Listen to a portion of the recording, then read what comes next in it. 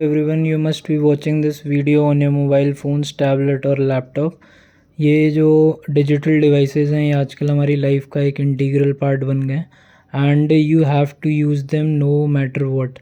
सो mostly सोने से पहले या फिर before waking up the first thing you do is check on these digital devices and in return this creates a lot of data. तो एक दिन में लगभग 402 million terabytes of data produce होता है and all this data that is getting produce goes into internet. Some cyber security ventures, cyber crime can reach up to 10.5 trillion in 2025, which is a very big number। और ये आप अपने around news में देख सकते हो कि there is news about cyber attack and data breaches all over the world. यहाँ पे क्वेश्चन अराइज होता है कि is privacy a myth, means कि all the promises that we are getting from social media companies और government are fake और हम कुछ भी नहीं कर सकते अपने डेटा को प्रोटेक्ट करने के लिए। बट वी हैव समवन जो ये इंश्योर कर रहा है कि हमारा प्राइवेट डेटा प्राइवेट ही रहे, which is Nillion, humanity's first blind computer. तो इस वीडियो में हम इसके बारे में बात करेंगे। तो लेट्स स्टार्ट द वीडियो।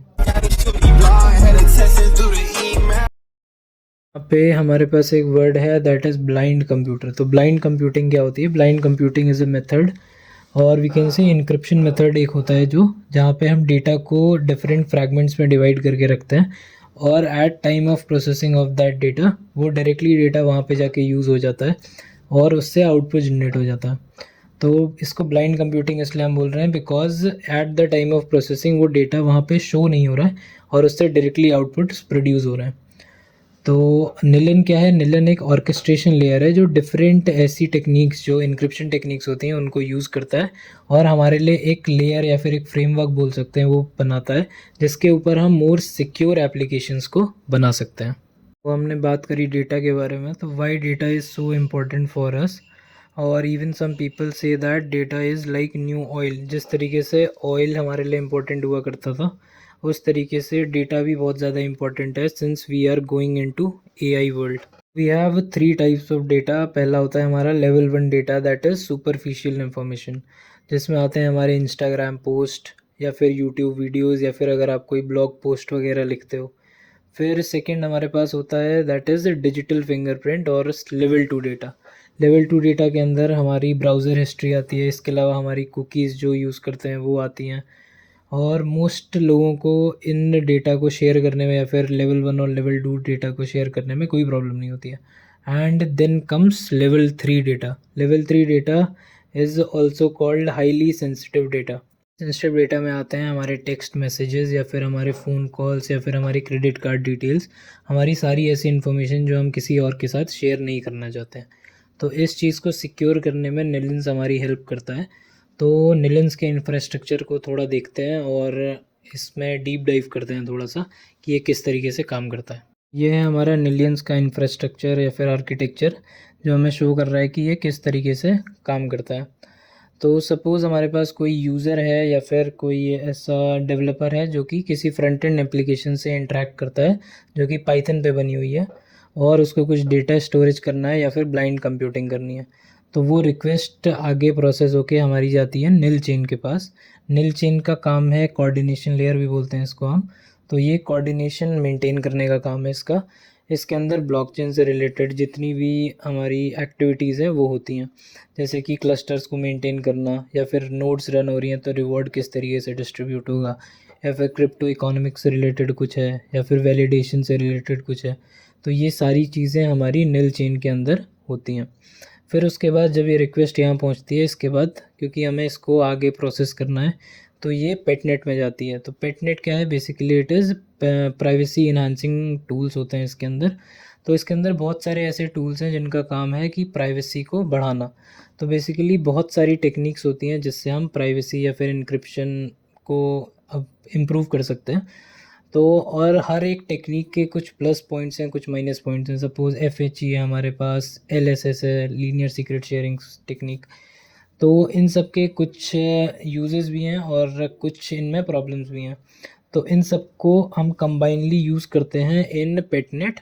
और इसके बाद यहीं पे हमारे क्लस्टर ऑफ नोड्स होती हैं जहाँ पे जो हमारा डेटा, सपोज़ अगर हमें डेटा स्टोर करना है तो वो डेटा वहाँ जाके स्टोर हो जाएगा डिफरेंट नोड्स में। और इसके अलावा इसके अंदर हमारा निल एआई होता है। निल एआई इज़ बेसिकली एक इन्फ्रेंस टेक्नोलॉजी है जो कि निलन ने और इसके अलावा मेटा ने साथ में कंबाइन करके इस टेक्निक को बनाया है जो कि एआई इन्फ्रेंस के लिए यूज़ होती है।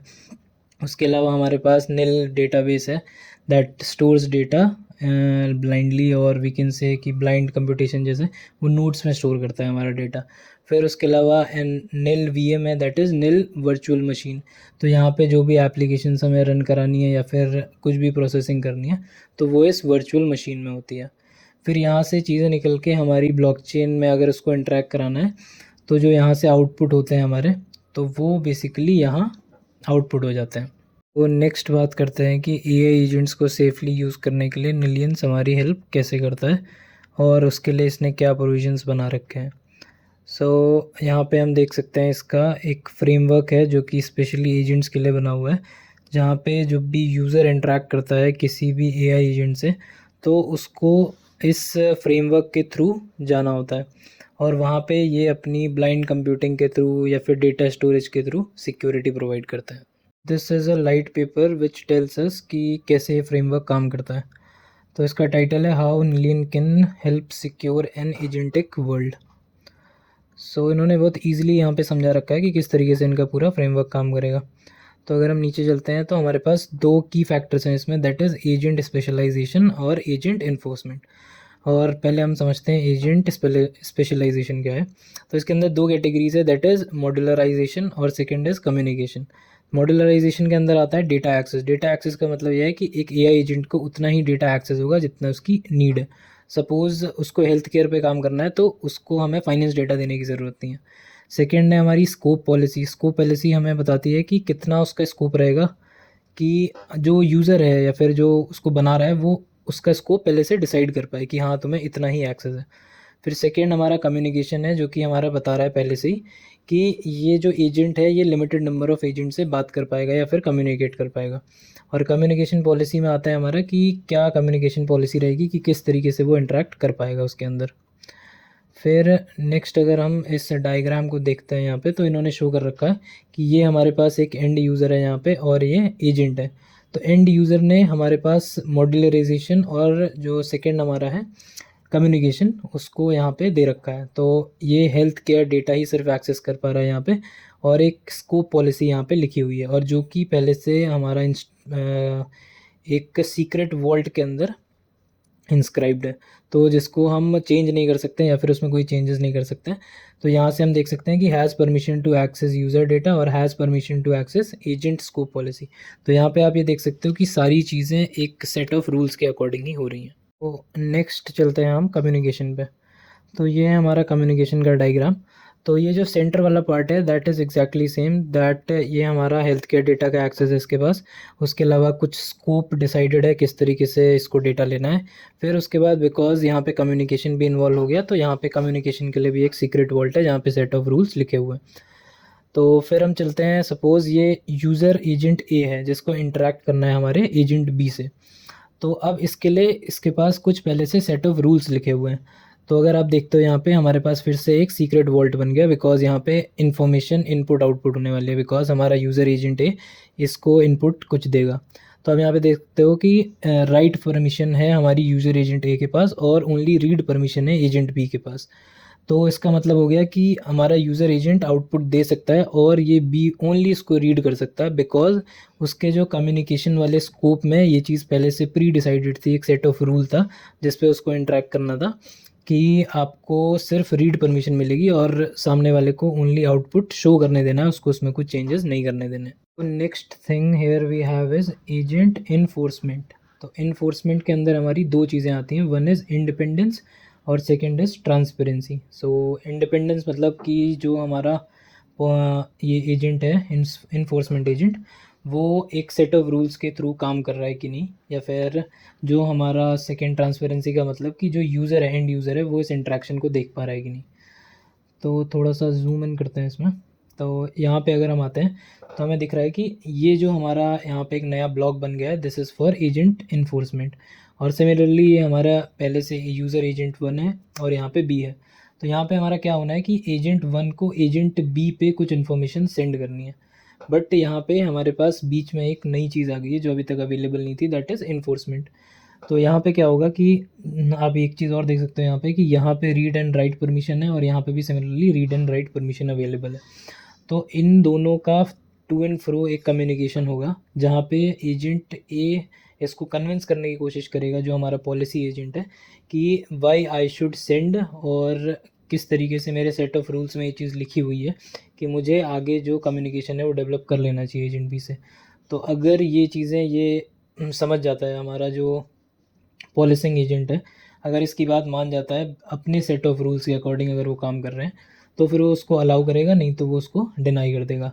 और ये सारी चीज़ें जो रीड परमिशन, हमें राइट परमिशन मिली हुई है, वो जो एंड यूज़र को एक रीड परमिशन मिली हुई है जिसके थ्रू वो सारी चीज़ें ये जो इंटरेक्शन हो रहा है वो सब कुछ देख सकता है। तो बिकॉज ट्रांसपेरेंट ये इसलिए हुआ क्योंकि इसके भी कुछ स्कोप डिसाइडेड है और ये उसके उन रूल्स के बेसिस पे अपना काम कर रहा है, और सिमिलरली जो हमारा एंड यूज़र है वो सारी चीज़ें देख पा रहा है। तो इसका मतलब कि ये चीज़ें यहाँ पे ट्रांसपेरेंटली हो रही हैं। तो इस तरीके से निलन जो है वो सिक्योरिटी एश्योर कर रहा है हमारे एजेंट्स की, और किस तरीके से हम उनको फ्रीक्वेंटली और ईजिली यूज़ कर पाएँ। तो अगर हम यहाँ पे निलियन को देखते हैं क्रिप्टो रैंक पे, तो यहाँ पे शो कर रहा है कि इसने टोटल क्यूमुलेटिव 65 मिलियन की फंडिंग रेज़ करी है, और इसमें बहुत बड़े बड़े नाम हैं जिन्होंने इसमें इन्वेस्ट करा है, जैसे कि हैश की capital, Arthur hedge, hack VC, distributed global. तो ये बहुत बड़े बड़े इन्वेस्टर्स के नाम हैं जिन्होंने इस पे इन्वेस्ट करा हुआ है। तो अगर हम देखते हैं यहाँ पे कि इसकी जो टोकन सप्लाई है दैट इज़ ऑफ 1 बिलियन, और इसकी जो इनिशियल एफडीवी है दैट इज़ 400 मिलियन की एफडीवी पे है ये। तो अगर हम चलें यहाँ पे एक और प्रोजेक्ट जो सिमिलर नीश में गिरता है like in data sector only, वो है ग्रास। तो अगर हम इसको देखते हैं, ये हमने सर्च किया इसको, तो यहाँ पे ये हमें शायद अभी निलन की ही फंड रेजिंग शो कर रहा है। हाँ, तो ये आ गए हम लोग ग्रास पे, जो कि हमें शो कर रहा है कि ये इस टाइम पे 2 बिलियन की एफडीवी पे है। तो अगर हमें ग्रास लेस देन 1 बिलियन की एफडीवी पे मिलता है तो it is very safe 2x, कि यहाँ पे इतने बड़े बड़े इन्वेस्टर हैं जो इसको होल्ड करेंगे बिकॉज उन्होंने यहाँ पे इन्वेस्टमेंट करी है काफ़ी। और तो अगर हमें ये 1 बिलियन की एफडीवी के नीचे मिलता है तो हम बहुत इजीली इसको बाई कर सकते हैं, और it can easily give us a return of 2x। और अगर उसके बाद भी अगर ये पॉपुलर होता है, या फिर होगा ही, क्योंकि ये इतना बड़ा प्रोजेक्ट है और इस सेक्टर में इसके अलावा मेरे ख्याल से कोई ऐसा प्रोजेक्ट नहीं है जो ब्लाइंड कंप्यूटिंग पे काम कर रहा है, तो this can be a good bet for coming bull run. अगर हम निलियन के इकोसिस्टम मैप को देखते हैं तो यहाँ पे हम देख सकते हैं कि बहुत बड़े बड़े प्लेयर्स हैं जो कि इसको इन फ्यूचर यूज़ करेंगे या फिर अभी यूज़ कर रहे हैं। तो पहला है हमारे पास नियर, एप्टोस और सी, ये बड़ी ब्लॉकचेन्स हैं लेयर 1 की। फिर उसके अलावा आर्बिट्रम और मेंटल आते हैं लेयर 2 में। फिर यहाँ पे अगर हम एआई में देखें तो हमारे पास रिचुअल है, इसके अलावा वर्चुअल्स है हमारे पास, और अभी AI-16 डाउ ने भी बोला था कि हम इसको अपने उसमें इंटीग्रेट करेंगे फॉर सिक्योरिटी पर्पसेस। इसके अलावा बहुत सारी नई नई एप्लीकेशंस इस के ऊपर बनेंगी और बहुत सारा वर्क होगा इसके ऊपर। So this is a very good project and आप इसको वॉच आउट करो और इन फ्यूचर इसको सपोर्ट करो, या फिर ये कैसा प्ले आउट करता है इसको चेक करो। सो साइनिंग ऑफ गाइज़।